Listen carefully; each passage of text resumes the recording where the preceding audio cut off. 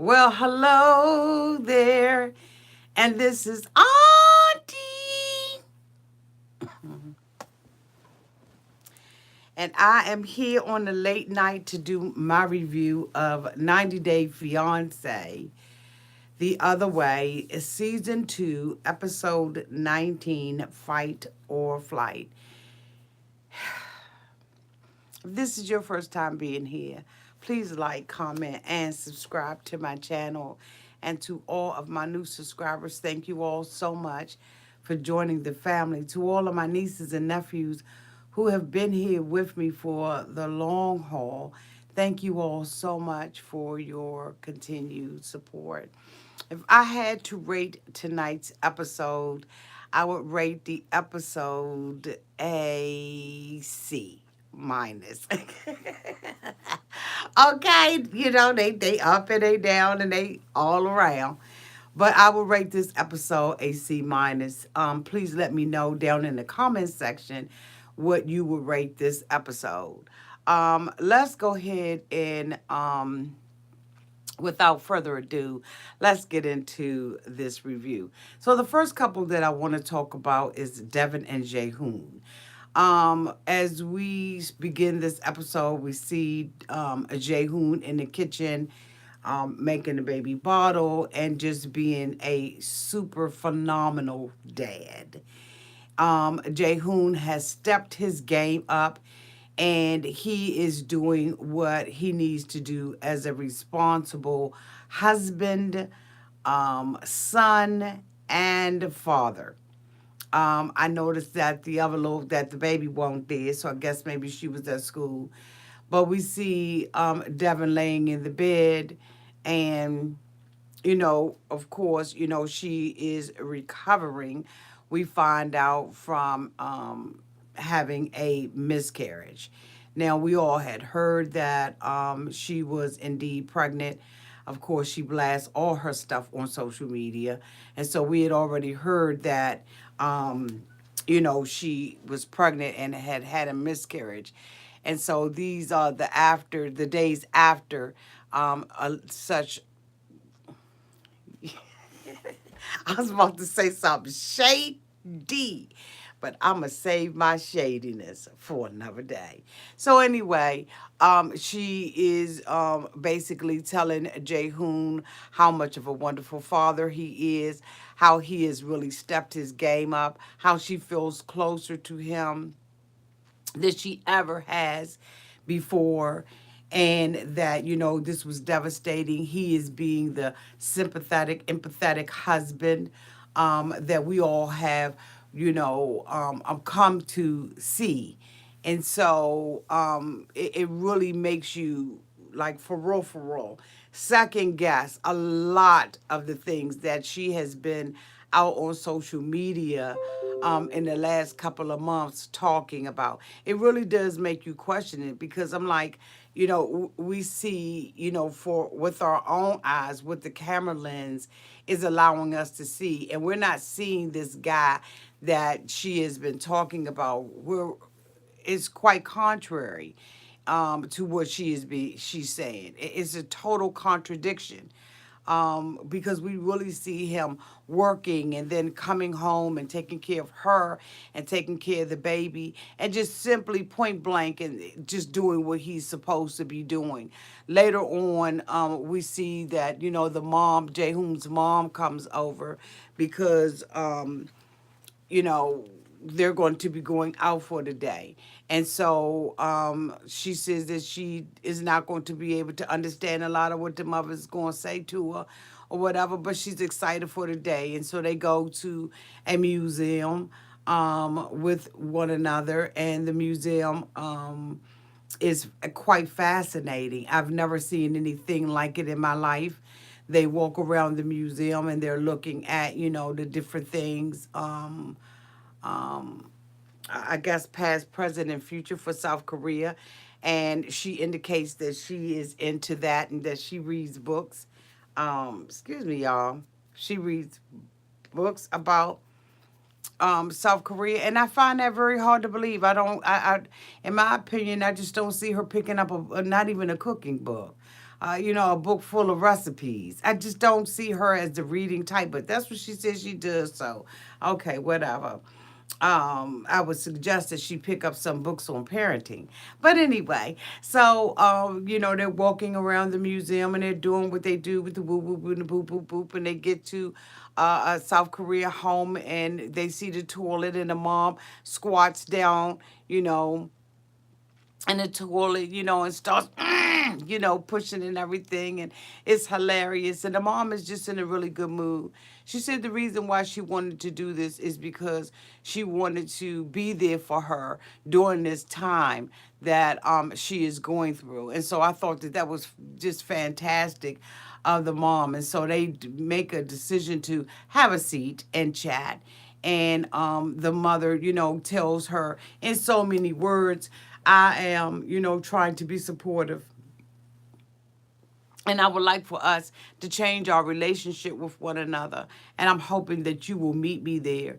And Deavan says that, she could not have gotten through this moment in her life without the love and the compassion and the support from not only Jihoon's mom, but also from Jihoon's dad. And so to me, it speaks a lot about where their relationship was. I don't know.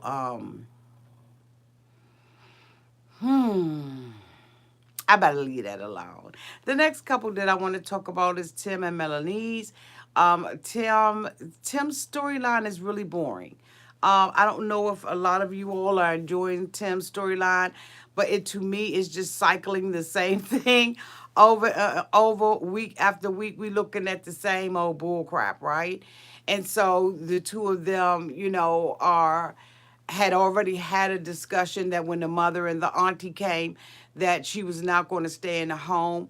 Mommy and auntie come, and she makes an announcement that she is going to be leaving. Cool, y'all. She's going to be leaving and staying with her parents. And so, of course, his mother is like, I think that's a little shady, what's going on. The mother is concerned about it. Melanize, as we all know, has an issue with the mother because when she came and, got berserk and got to acting all crazy because she found out that Tim was cheating on her. The mom was in the mix. Thank you so much for the super chat. I don't have my glasses up here, unfortunately, so I can't see your name, but thank you so much for the super chat.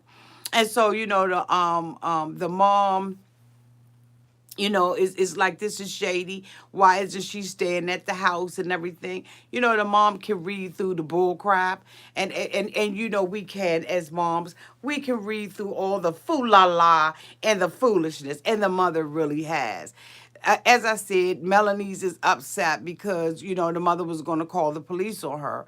But, later on they have a conversation about it. And Tim is telling his mom, you can't think that she's just going to roll over and that she's just going to have a forgiving heart just because you say that you're sorry. It was wrong for you to call the police, the popo, on the girl. And so, the mother is trying to be understanding. The three of them go out to the market and they, visit the country, the things that the country has to offer and everything. And the three of them have a conversation, and Melanize tells the mom how she feels, and the mom tells her what her position was. She said, I had nowhere to run. I could not escape what was happening. I just found myself caught in the middle of it. And so neither one of them said that they were sorry, or neither one of them actually said, I apologize, but you could tell that the both of them really wanted to say that. Melanize feels entitled to an apology from the mom, and I totally disagree. I don't believe that she's entitled to a damn thing, okay? At this point, your mother is nasty to Tim, and his mama is trying to be cordial as possible to you, but at the end of the day, both of y'all families are in the midst of all of this bull crap and this frackinackle, whatever. The next couple that I want to talk about is Jenny and Sumit. Jenny and Sumit, it's the day after. It's morning, okay? And they are in bliss. He is now divorced, and Jenny is like, bitch, I'm going to get married. I want to be able to say as married now. Now, I don't know if you all picked it up, but I'm going to tell you right now, the floors in that house were absolutely filthy. Jenny's feet were bare, but it looked like she had on a pair of black slippers. Her feet were so nasty. I could not believe how dirty the floors in the kitchen were, and it just gave me the cotton freaking he be damn GBs. I was like, this house is absolutely, totally filthy. And she's walking around this mofo with not a sock in the world on her feet. How nasty can Jenny be? Well, we know. Okay. But anyway, they're talking about having this ring ceremony. And I'm thinking, why are you having a ring ceremony where, oh God, excuse me, okay. Why are you talking about having a ring ceremony when you, excuse me, y'all, when you need to be paying your daddy his money back? Every dime that Sumit and Jenny get in at home needs to be going to the father, okay, in a payment plan. Matter of fact, direct deposit, okay, an allotment, an advisement, whatever. They need to be paying, okay, the daddy back. But they're talking about having a ring ceremony. And Jenny says, well, should we invite your parents? And Sumit was like, hell no. Why would we invite my parents? My parents don't mess with you, Jenny, and you already know that. And then he began to tell her that his father said that they're going to oppose the wedding. And so, of course, Jenny, in only the way that Jenny can do, gets angry and say, well, why didn't you tell me that last night before I laid it on you and I gave you that, okay? But Sumit was like, I mean, it just happened. I'm telling you now that my parents are going to object to it. And I don't know why Jenny does not get it, why she does not understand that the family they don't bunk with her. They are disappointed in her. They're hurt. They feel tricked, bamboozled, hoodwinked, deceived, like all of it. This is how the family feel. They're never going to accept Jenny the way that Jenny wants to be accepted. Like never. And why would they?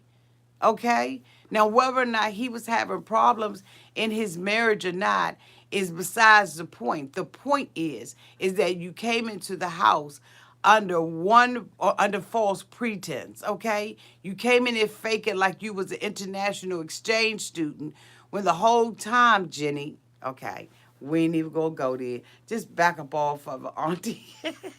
Okay, so anyway, Jenny, is upset about it and she's hoping that they're gonna turn and, Sumit is going to invite other people and they're just going to have this ring ceremony because he is determined that he's going to marry her. And Jenny actually makes him promise that this is what he's going to do. And so he promises her that he is going to marry her by hook or damn it by crook, okay? But he feels free and he, does this little prayer, and she's standing there, like his guardian grandmother, okay? And I'm just waiting for her to come out with a wand, and say flippity boo or dippity doo. She's just, oh God, she just makes me so irritated. So anyway, they've they now find themselves in the midst of the pandemic and everything has shut down and they're playing games and everything. And Jenny says that they're with each other day in and they're with each other day out. And she enjoys it and that they're really getting to know one another. And I'm thinking to myself, they should have been start getting to know each other. You understand what I'm saying? Like, this is just some fool-la-la as far as I'm concerned. And I'm really trying to keep it clean over here. But I just, she just irritates me like really, really bad. When I think that I liked Jenny at first until I really found out and heard from the mother's voice and heard the mother's mouth rather, and and really saw what kind of person Jenny really is. And just the control that she wants over him is just unbelievable to me. I think that I've covered all the couples, and I can now move on to this foolishness that happened between Biniam and Ari. Like, this girl has completely lost her mind. She needs to get on the first fucking flight leaving Ethiopia to America. But however, she can't do that because her parents are on their way to see the baby and to stay for a couple of weeks so that they can rock her in their arms and make her feel better about this decision that she has made. So we see, her and Biniam, taking care of the baby. As we all know, Biniam had already mentioned that, this woman doesn't allow him to go anywhere or to do anything. She wants him to stay home because she's so insecure and needs validation 24 hours a god daggone day. And it just irritates my ass cheeks that this woman, and I know that it is a huge adjustment. Number one, to having a baby, being in another country. I understand that it's hard, but the lengths that this girl has gone to lately is just completely and totally unfreaking believable to your auntie. Let me know what you think in the comments section about the Fool-La-La that we watched tonight. And for those of you all who did not watch the Fool-La-La and only come here for the reviews, let me tell you what the hell this chick did. So anyway, Biniam is at work. He's back at work. Thank you so much for the super chat. I don't have my glasses on and I cannot see it, but thank you so much for the super chat. I really do appreciate it. I don't have my glasses with me. I left them somewhere in the house, and so I apologize for that, okay? All righty. Charge it to my eyes and not to my heart. So anyway, we see her at the house. Biniam has decided that he's going to go back to work as he had promised her. He said, I'm only going to do 2 jobs, okay? Now, he's in Ethiopia, and as you all know, when we first were introduced to him, this bitch had like 15 different jobs. And so, one of his jobs requires him to be in a club, and the clubs are open up late at night, okay? And so she's there, and Biniam's sister is there, and they friend. And so they're in there, and they're, hate that. Excuse me, y'all. So they're in there, and they're, kicking the bobo and everything. And the sister, who I thought was like really religious and really like had it together, is being a shady mofo, right? So she's throwing things out there about Biniam being with all these different women or being around all these different women and how she should feel insecure about it and how she should be worried about it and the such. And the friend is sitting there saying, well, no, it's not. It's just his job. I don't believe that, he's the type of guy that would cheat. Even Ari indicated that she knew that the sister was trying to provoke her or to instigate or be shady and cause her to believe that this mofo was cheating on her. She said that they always are at the house. Excuse me, y'all. She indicated that they're always at the house and that she doesn't invite them there. She's tired of the people being there, but yet and still she complains about the loneliness that she feels when Biniam isn't there. Look, you can't have it both ways. Now, I know you want this man up underneath your ass 24/7, but at least you got his sister, as shady as she was, and the friend that's at least coming over there and being there with you. She calls Biniam on the phone while he's at work just to say that she's been breastfeeding all day. Okay, well, pump then. Like, I don't understand. Pump.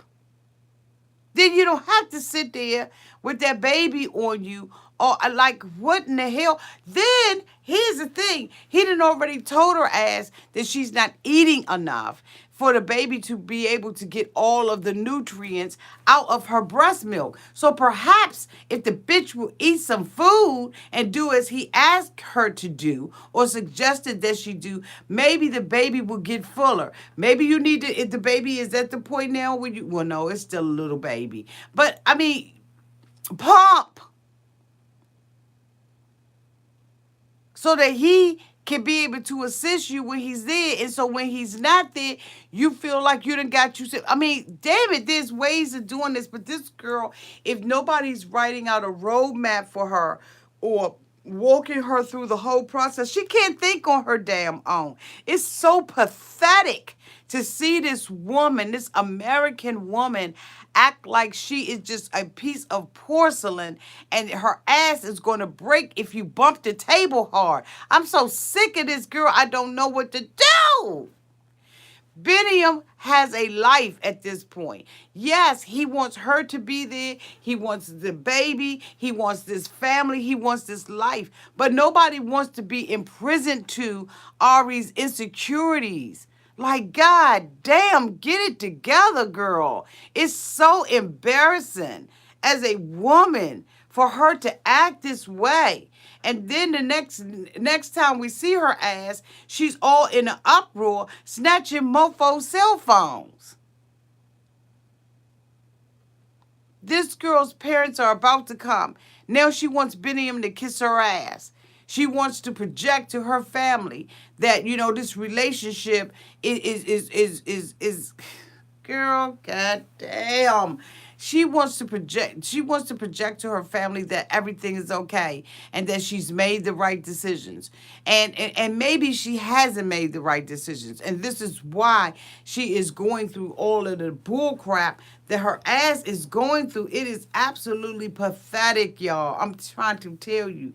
So the next thing you know, we see her ass and she's sitting up there talking about she been going through the mofo cell phone. Now this is based on the stuff that the sister says allegedly. But she said that she been feeling some kind of way for a little bit, so she figured that she needed to go and tell Biniam how the hell that she's been feeling conveniently a day before her parent gets in. So all of a sudden now she got all of this boldness because she, you know, about to have somebody, you know, over there to, you know, to in her words, have her back and support her 100%. And so, you know, Biniam is like, you know, he's in the bathroom. He's talking about the dad being there. She gonna tell him that he needs to call her father, Dr. Weinberg. Why? Why he got to be reverence to him like he making an appointment with the mofo? Now, I mean, no disrespect to her father and to his credentials and to, you know, his profession, but damn it, he didn't make an appointment to go and see him, so why he got to be calling him doctor? Why can't he call him by his first name? Why not? So your father is to be worshipped because he's a doctor and because he's a wealthy man in America? Bitch, bye. Nobody's going to be beholden to your father like that. Your mother was an RN. She has a good job. You ain't say that to tell him to do that. Girl, I'm trying to tell you right now, that rubbed me all the wrong ways, bitch, and you know that it did. That rubbed me outwards. Like, that made my straight up ass itch. Now, I ain't like that. I was feeling some kind of way about that. Y'all tell me down in the comment section how y'all felt about that. Maybe she did have the best intention, but fuck that. I'm not calling him no doctor. Dr. Weinberg, I'm walking around the whole time, and these are my potential or in-laws. These are my in-laws that they supposed to be, and I got to sit up there and call my father-in-law Dr. Weinberg. It just goes to show how she just really feels this superior attitude over this man. Even the way that she talks to him. It's like she's talking to some animal or some dog or somebody who's beneath her. Bitch, ain't nobody beneath you. If you don't sit down, you better.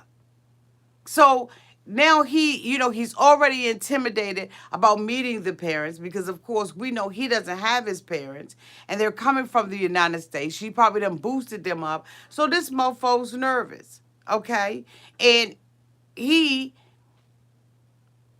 is in the bathroom, because he wants the toilet to be correct for her father. And so here she comes in the bathroom, won't leave the mofo alone, okay, and says that they having a communication problem and that she don't feel good because She tells him that she's been going through his cell phone, that she actually took his cell phone, called one of them women in Ethiopia. The woman heard her English, speaking English to her, and hung up because she wasn't buying no magazines. She don't know who the hell you are. What are you calling for? You mean to tell me that little teeny shade that the sister said caused you to now violate your relationship and violate his privacy? Then you gonna now pick the phone up, bitch, and you gonna sit up there and call somebody on their phone in a whole different country? Bitch, you ain't got that much. Girl, I'm trying to tell you, girl, don't be fucking with them women, them women over there. You don't know who could be standing outside your door waiting on your ass, calling somebody, talking about this is Biniam's girlfriend. Girlfriend, exactly. Baby mama. She says at this point she feels like there's nothing that's going on between the two of them but they're roommates with a baby. Well, guess what? You have created this environment that you find yourself having to fucking live in now. The fuck? You created this environment, Ari, by being like, you gonna pick up my cell phone? Like, I don't know whether or not I got anything to hide. I would think that the man don't have nothing to hide.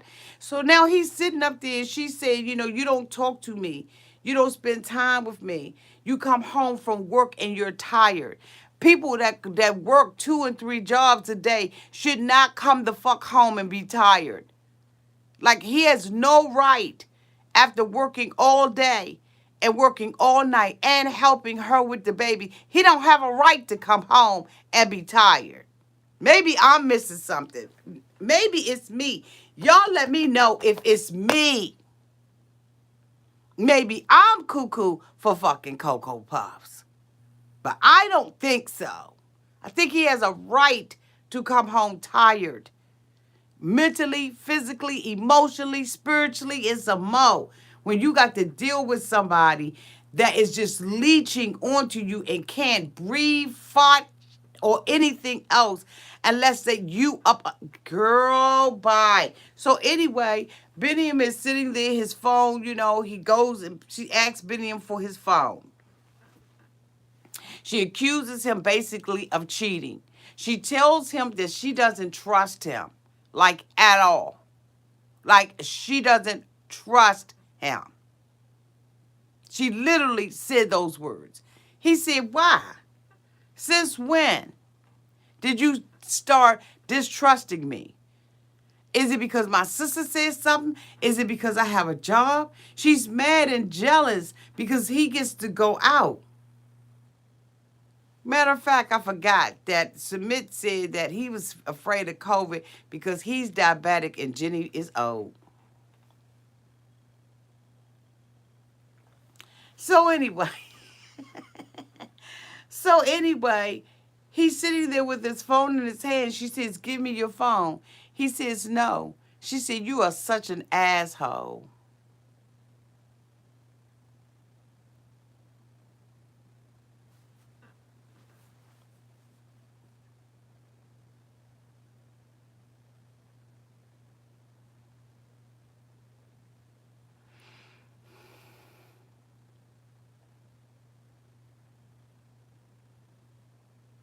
She is playing on his fears and his emotions. Thank you so much, sweetie, for the super chat. Thank you. And when he refuses to give her the phone, she snatches it out of his hand and begins to scroll down the cell phone because she said he got too many people that call him, including women. He said, are you serious? She said, yes, I am. She said, I'm about to go and start calling people randomly on his phone. Can I do that? He said, yes, you can. She said, oh, really? You don't care? Are you nervous? No, I'm not nervous. I'm violated. You have now violated the trust. You now have pushed me away. He already indicated that he can't take that much from her. This girl has lost her mind. Now, I don't know if this bitch got postpartum. I don't know what it is.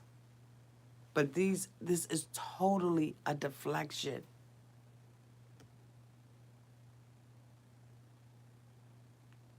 Totally. I wanted to reach through that television screen. And I'm talking about rage bitch.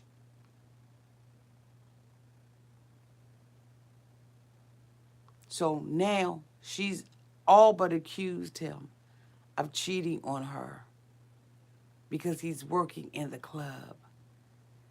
And she does admit to the fact that she absolutely is insecure and jealous. And how would you feel if your man was doing? You knew it from the giddy up. We've seen videos of you dancing in other people's videos. You knew what time it was, girly girl. So don't get here now and change up on the mofo. And so, of course, the parents are coming. Biniam is nervous and concerned because he said that the father is a doctor and he's wealthy. But he now drops the bomb on her that he has to work. Now, I must say, that was a little suspicious. That seems like he was trying to avoid something. Or he really does have a chick on the side. Thank you so much for the super chat. Thank you. I'm sorry, I don't have my glasses on. Thank you, y'all, so much. So, what is Biniam hiding?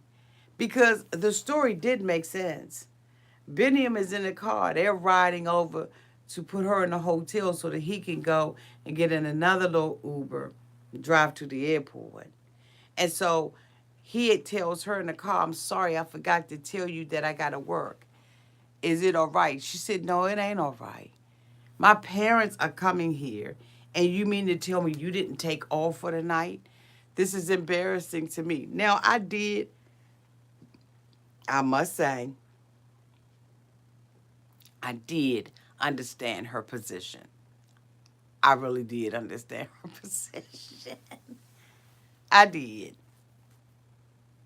But at the same time, you can push a person to this. So she says, you're going to leave me alone with the baby. I need you. You always need him. You needier than him. You're more needy than that little baby is to you. Because you want to just suck the life out of his ass, in my opinion. And so Biniam, tells her, I'm sorry, this is what I got to do. He goes to the airport. He has flowers for the mother and father. They get off the plane. Mommy greets him. He's nervous as hell. He calls him Dr. Weinberg or Weinstein or whatever he called him. And he said, look, we ain't going to do that. My name is Fred. He said, well, what about Dada? He said, yeah, call me Dad. The mother says, can you see the resemblance? And I swear she looked just like her father with a wig on. And so does the baby. And they're excited and elated because the father is taking time off to be with them. And that is absolutely beautiful. And then, he gives them flowers. He gives a flower bouquet to the mom, and he gives one to the dad. And the dad has a wonderful sense of humor. And one of the things that the dad said is, I wanted to see his eyes. And I saw that he had loving, tender, compassionate eyes. I see that he's a good person. The mother is like, okay, I wonder how the relationship is going between the two of them. Yes, they're happy about the baby and they're together, but how is the daughter really adjusting? She talked about how, she really was excited to see her grandbaby because this was the first grandbaby where she wasn't able to be there during the birth. And so we see them all unite. And, Biniam tells her that, he said, I see you're smiling and you're happy. But then Biniam has to make the decision to let the parents know that he has to go to work. And her smile leaves, and the father notices it. He noticed that smile was up off her face. So, of course, the father is concerned, and I'm sure that questions will be asked as to why she's acting the way that she's acting. But frankly, I don't give a damn. And no, this is not Casablanca. This is Auntie's advice. And I really don't give a damn about how she feels about this situation. She is smothering. And she makes his shady comments about, the job. And the mother was like, well, maybe he didn't know. Have you considered that? And he said, well, no, I knew. I just didn't tell her. And you know what? When you push a person to a certain point, they are going to start lying to you. Be it right or be it wrong, they will start lying to you because they feel like they can't tell you nothing. I don't know how this is going to pop off. Like, I really don't know. But I'm telling you right now, she is just one of those people that gotta be right and gotta be the damn victim. She's got to be the victim, or she just ain't happy. And I'm hoping that I have covered all of the couples. Kenneth and Armando were not on this particular episode. Let's see. Let me just make sure that I remember to get all these couples.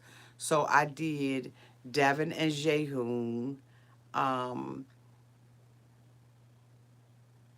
Timothy and Melanize,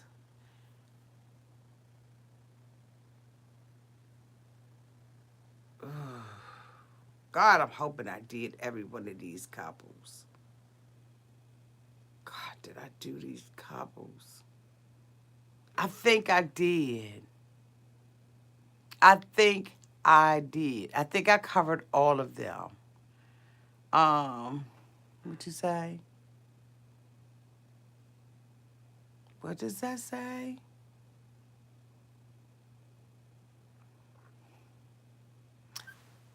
Thank you, y'all. Thank you, y'all. I saw that why. Oh my God, is Brittany now a hot ass mess? Brittany!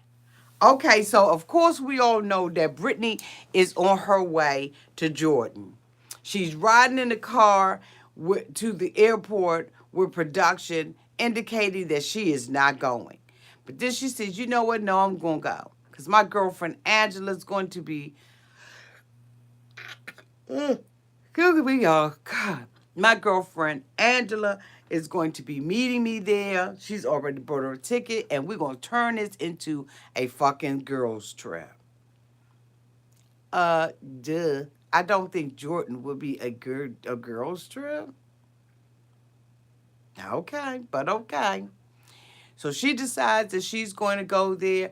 Her and Yazan have been fussing back and forth because, as we all know, this mofo has wrecked a car. He told us why he wrecked the car, and he thought that when he wrecked the car, he said that he was basically distracted driving. That he and Brittany were going back and forth. He was on that cell phone, plugging, just texting like Kermit the Frog. And then the bitch ran into, tore the car up. That's on him. Now, of course, he made this about Brittany, but we understood what he was trying to say. He was trying to say, because you are making me feel this way, and I don't feel like I'm being loved the way I need to be loved, and I'm going through all this stuff over here, then of course I'm going to deflect and I'm going to, blame it on you. Okay. So Yazan is over there with the car toward the tore the hill up, right? So Brittany, in the meantime, arrives into Jordan. And she has not talked to Yazan. She doesn't know if he's going to be at the airport. It is her hope that he be there, even though she said that she doesn't want to be with him. She's still looking and expecting him to be at the airport to pick her ass up. And so now he is flying, driving to the airport because he's going to pick Brittany up, although the two of them have been arguing like a mofo. So Brittany gets departs, gets out of the airplane, and she's walking through the terminal, and she doesn't see Yazan, and Yazan doesn't see her. They completely miss each other. Now, according to the footage that we saw from the cameraman, Brittany honestly, sincerely did not see Yazan. But Yazan saw her when she was getting into a cab. He was unable to stop her, and this mofo goes off. Now, one thing about him that I noticed is that his temper is like that. He goes from 1 to 1,000 instantly. A person that acts like that would turn me off like the very first time. Like, you got one time to act like that with me, and I'm like done. Like, I'm finished. Like, I'm outie 5,000. I'm out. But they have been arguing back and forth for days now. Yazan said he felt like Brittany just didn't care. When he showed her the car, he was expecting her to say, "My love, are you okay?" He said he never got that from Brittany. He's not going to get that from Brittany because Brittany is about Brittany. Brittany is about the flash, the glamour, the the exotic vacations, the Instagram posts, the rap game. That's what Brittany's about. She's not about this man. This, in my opinion, is a step for her to get to where she needs to get to so that she can build up her followers, okay? And do the things that she wants to do. But the only thing about it is that she doesn't have the character, in my opinion, to support a life of success like that.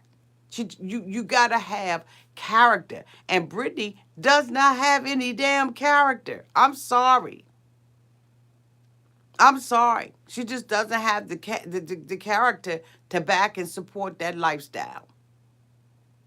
And that's my opinion about it. But anyway, so she, gets in the cab. Yazan is mad. He's going off. How could she do this? How could she bring her ass over here and do this to me? Whoop-de whoop-de whoop. And so, the next thing you know, she decides that she's not going to go into the Airbnb that this mofo has put his money up for. Now, we are aware of the financial burdens that he is currently going through. We are aware that his father made a threat to him. We are aware of all that. But Brittany isn't. And I don't know why he has not communicated that clearly to her. But he has not. Like, this mofo is walking around with the weight of the world on his mofo back. Now, Brittany doesn't know this. Neither does she care. She says she don't give a damn about him wrecking a car. That's not her problem. Whatever problems or concerns or issues that he has going on in his life, Brittany said she don't give a damn. That's not her problem. She need his broke, Bama, bitch ass. Oh my God, she called him every name, disgusting name that you can think of. This girl has zero compassion for this man. Zero. So she checks into the hotel. He doesn't know where she is. He is repeatedly texting her and calling her, and she is refusing to get back with him. Her girlfriend Angela comes and to Jordan She meets her down in the lobby. She brings her upstairs, and they're popping bottles.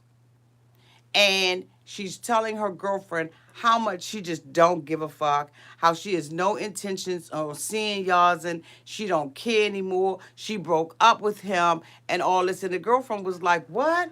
I brought my ass all the way over here to Jordan. I done been in the air flying in the airplane for 12 hours.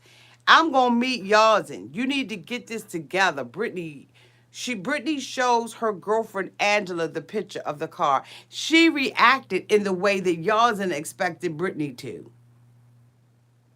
She was the one who had the care and the compassion for that girl's man. And she told her, you need to get it together and have a conversation with this man, Brittany. You did ass wrong. But Brittany doesn't want to be wrong. She just want to be right. And she want to be, whore rider. You know what I'm saying? She wants to be a whore rider while she's out there. She wants to see the Jordan that Yazan would not show her. Well, guess what? He got to beg you to cover up. She goes out with her girlfriend, and her girlfriend, when she has this little see-through yellow shirt on and like a white tank, and her boobies is like this. And her girlfriend was like, you gonna cover up? I mean, are you gonna cover that up? She told me, I'm gonna cover it up with my coat. Well, look at how much my coat covering this up. Bitch, who you playing with? This girl is walking up and down the marketplace in Jordan with her titties. She lucky didn't nobody whoop her American ass over there. You are at the market in Jordan with your breasticus out. Your whole breasticus is sitting out for the world to see. And now when people are looking at you, you and your girl, because the girlfriend had a turtleneck on. She was covered up.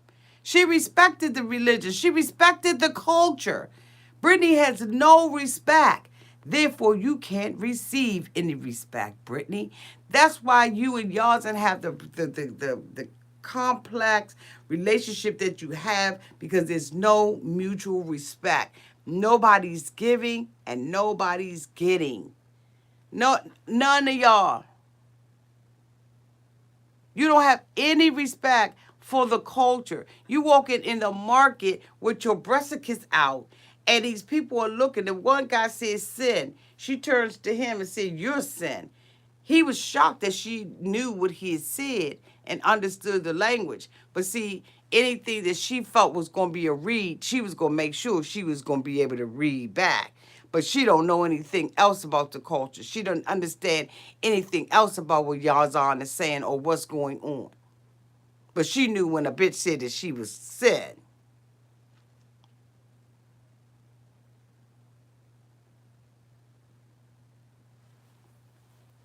So now she's uncomfortable. And now she got the coat like this. Bitch, you should have made sure that you had on the proper attire so that you wouldn't have to be walking through there like that. You got sandals on showing your toes. Now, I don't know how they believe in toes, but you got your whole feet out and it's pouring down raining out there. It's puddles all over the place. And that's why you can't keep your coat closed. Well, no, you had buttons on that bitch. You could have closed that daggone coat. You thought that it was going to be cold. It was going to be a sexy to the men out there, that you was going to just, break the rules just breaking the damn rules. What an asshole. So now you uncomfortable. You talking about, let's go to a bar. So her and her girlfriend go to a bar and everything. They sitting up in there. She get a little bit of liquor up underneath her belt, okay? And now all of a sudden, she miss Yazan. She's talking about, my girlfriend is pressing me. No, your girlfriend wants you to do the right thing. She wants you to woman up. Stand up and do what the hell you supposed to be doing. But this girl, like Brittany is an embarrassment. Like, let's just go ahead on and keep it all the way 100. Let's keep it funky. She is an embarrassment. Because the thing about it is she don't have no pride. No sense of pride.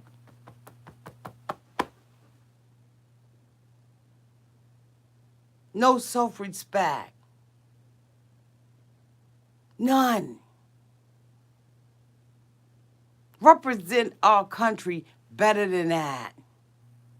And then you got the nerve to be talking about somebody else, Brittany. Like, and then your makeup was so fucked up, it wasn't blended. You had on the wrong daggone concealer. You had the concealer on of Michael Jackson. And bitch, you know daggone well you needed the daggone concealer of Sidney Poitier. Are you fucking kidding me? You look like a raccoon in there, a damn ghost, bitch.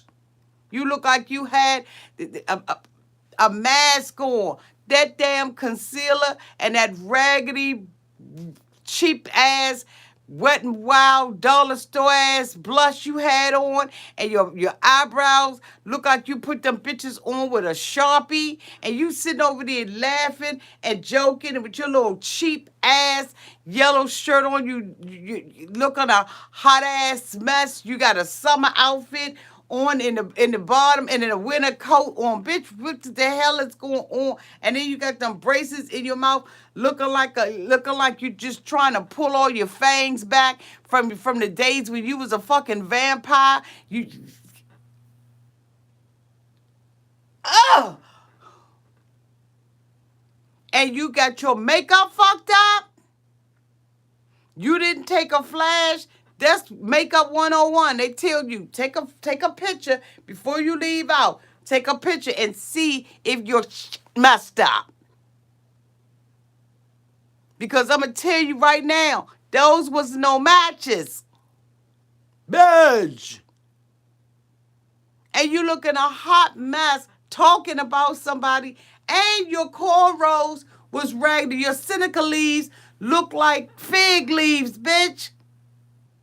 You didn't have nothing to offer anybody. You got the nerve to be sitting up in there drinking out of a damn straw. Oh my God, you trashy. You know what, Auntie? Get off of Brittany. Auntie, don't do that. Don't do that, Auntie.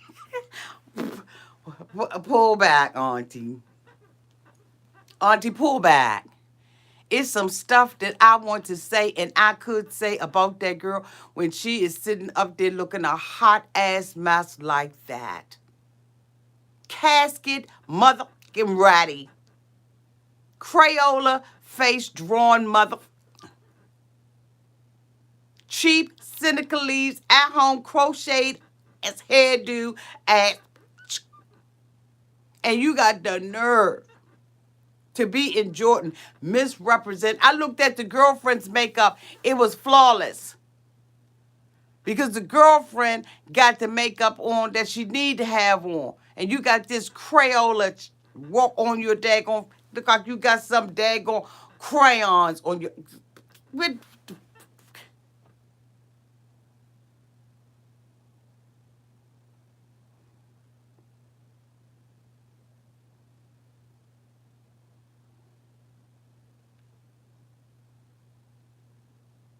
y'all see that hand? That's what Brittany's ass getting.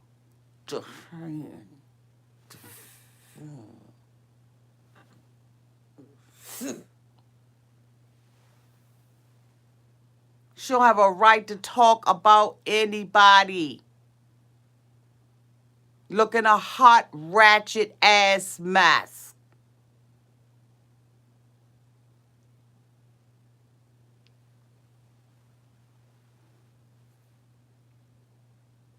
But now all of a sudden she's in the bar and she's had one too many out of that Hennessy bottle. And now Yazan and her girlfriend says, you know what, you need to talk to him. I came over here, I want to meet him. And now she's talking about something, I do miss him.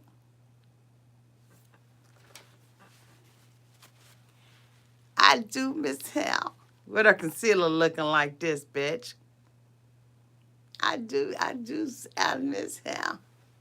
Let me FaceTime him. I FaceTime him. Hold on, let's FaceTime him. Hi, what's up?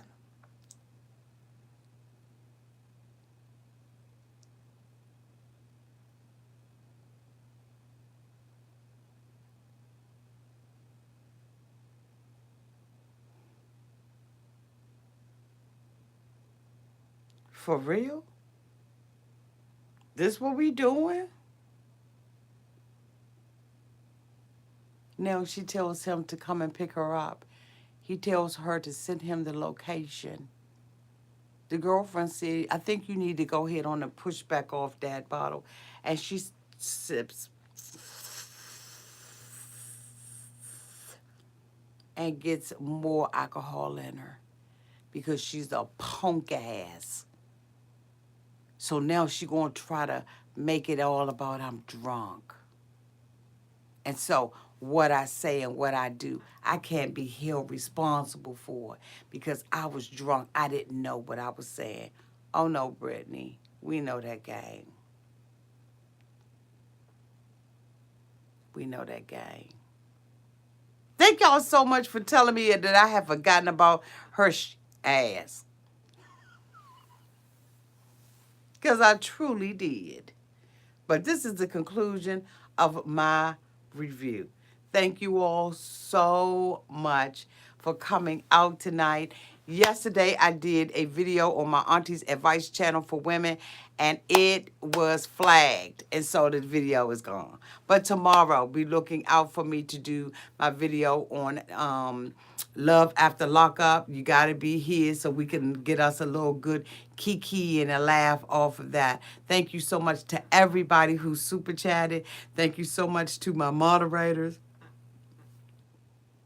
who keep the chat safe and enjoyable for everybody. Please don't forget, y'all, to hit that thumbs up button. And don't forget to subscribe if you haven't already done so. I love you all so much. Have a great Monday, and I will see you later. Bye, y'all.